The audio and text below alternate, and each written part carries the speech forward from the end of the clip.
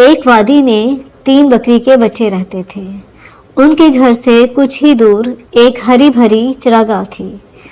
تینوں بچے یہ چاہتے تھے کہ وہ اس چراگاہ میں جا سکیں، لیکن جو پل چراگاہ کی طرف جاتا تھا وہاں ایک بھوت رہتا تھا۔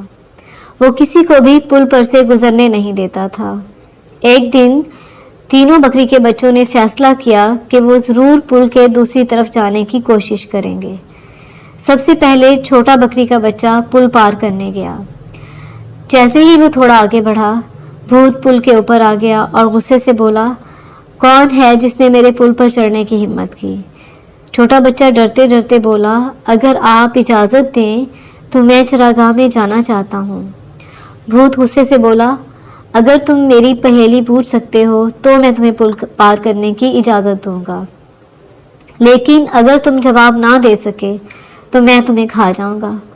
بھوت نے چالاکی سے مسکراتے ہوئے کہا، بتاؤ وہ کیا چیز ہے جو زندہ نہیں لیکن بڑھتی ہے؟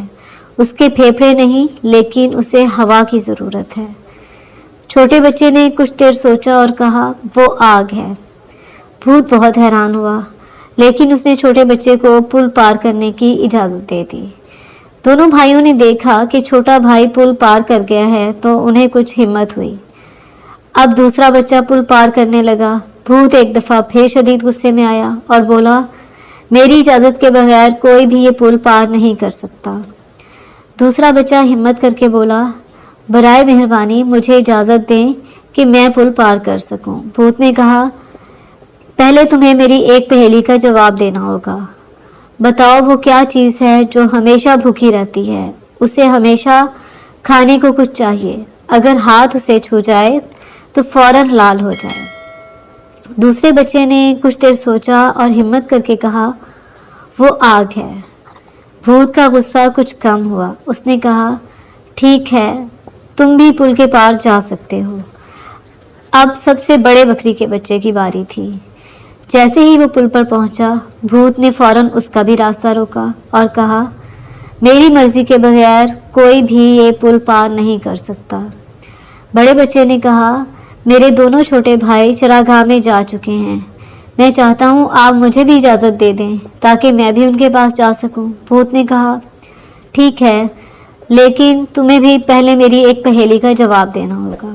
اگر جواب ٹھیک ہوا تو تم اپنے بھائیوں کے پاس جاؤ گے، اور اگر جواب غلط ہوا تو پھر میں تمہیں کھا جاؤں گا۔ بڑے بچے نے بھوت سے کہا، ٹھیک ہے، میں آپ کی پہیلی کا جواب دوں گا۔